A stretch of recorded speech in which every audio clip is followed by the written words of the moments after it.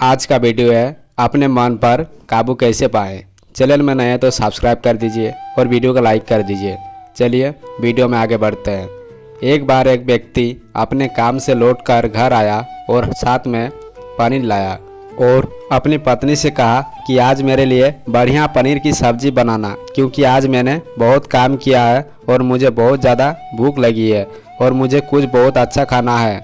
उसकी पत्नी कमरे से बाहर आई, पनीर लिया और कहा कि मैं बिल्कुल, आप हाथ पैर धोकर तैयार हो जाइए, मैं आपके लिए बहुत ही स्वादिष्ट सा खाना बनाती हूँ। वो व्यक्ति फ्रेश हो गया और टीवी देखने लगा और इंतजार करने लगा सब्जी के बनने की, ताकि वो उसे खा सके। किचन से बहुत अच्छी खुशबू आ रही थी। वो व्यक्ति बस सोच ही रहा था कि जल्दी से खाना बन जाए ताकि मैं अपनी भूख को मिटा सकूं। लगभग 1 घंटे के बाद खाना बनकर तैयार हो गया। स्वादिष्ट सा भोजन अब खाना लगने ही वाला था कि उस व्यक्ति ने अपनी पत्नी से पूछा कि खाने में नींबू है कि नहीं, क्योंकि मुझे पनीर की सब्जी में नींबू डालकर खाना है। लेकिन पत्नी ने कहा कि नींबू खत्म हो गया है, आपसे कहा था लेकिन आप भूल गए। व्यक्ति ने अपनी पत्नी से कहा कि रुको रुको, अभी खाना मत लगाओ, क्योंकि नींबू के बिना खाने में बिल्कुल मज़ा नहीं आएगा। तो मैं अभी गया और अभी नींबू लेकर आया। वो व्यक्ति वापस से कपड़े पहनकर तैयार हुए और नींबू के पास वाली दुकान पर गया। जब वहाँ पर देखा तो नींबू नहीं थे। उसका दिमाग क्रोध से भर गया। उसने सोचा कि यार, उसके पास नींबू नहीं है, चलो थोड़ी आगे वाली दुकान पर जाता हूँ, शायद वहाँ नींबू मिल जाएगा। वो थोड़ा और आगे गया, लेकिन वहाँ पर भी नींबू नहीं मिला।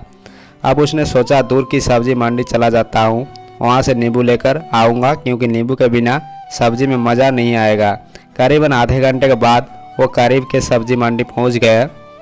वहाँ पर उसे नींबू मिल गया और अब मैं घर में जाऊँगा और सब्जी में नींबू डालकर अच्छे से सब्जी खाऊँगा।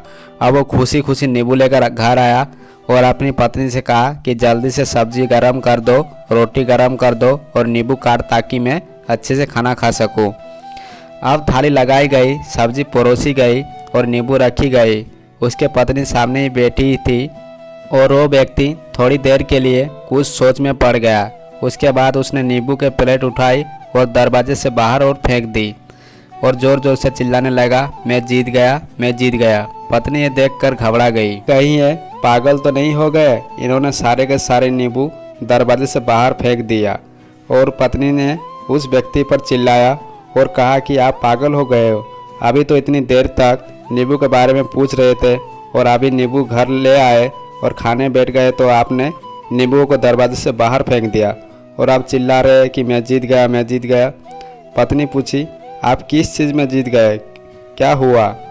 अब व्यक्ति खुशी खुशी बैठ गया और अपनी पत्नी से कहा, आप भी बैठो, धैर्य रखो, बताता हूँ कि क्या हुआ। आज सुबह से ही मेरी जीत मुझे अपने बॉस में करने की कोशिश कर रही थी। जब मैंने बहुत काम कर लिया तो मुझे बहुत तेज भूख लगी। जब मैं घर पर आया तो तुमने बहुत ही स्वादिष्ट सब्जी बनाई, उसकी खुशबू मेरी नाक में गई। फिर मेरी जीभ ने कहा कि इसे अब नींबू चाहिए। मैं पास वाली दुकान पर गया, लेकिन वहाँ नींबू नहीं मिले। थोड़ी दूर और गया, वहाँ पर भी नहीं मिला। तो मुझे उसने और दूर लेकर गई। मैं उसके बस में आ गया और जैसे ही वो कहती रही वैसा मैं करता गया।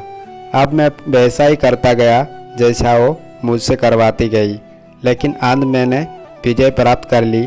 मैंने उसे उठाकर बाहर फेंक दिया और कह दिया कि तुम्हारा मुझ पर कंट्रोल नहीं है, बल्कि मेरा तुम पर कंट्रोल है, और मैं जीत गया। कोई बार लोगों को शराब पीने की आदत लग जाती है और उस चक्कर में भटकते रहते हैं। यदि एक जगह नहीं मिलती तो दूसरी जगह जाए, दूसरी जगह नहीं मिलती तो तीसरी जगह जाते हैं। और अक्सर युवाओं के साथ ऐसा ज़रूर होता है कि शराब पीने के लिए बैठते हैं, सारी शराब ख़त्म हो जाती है।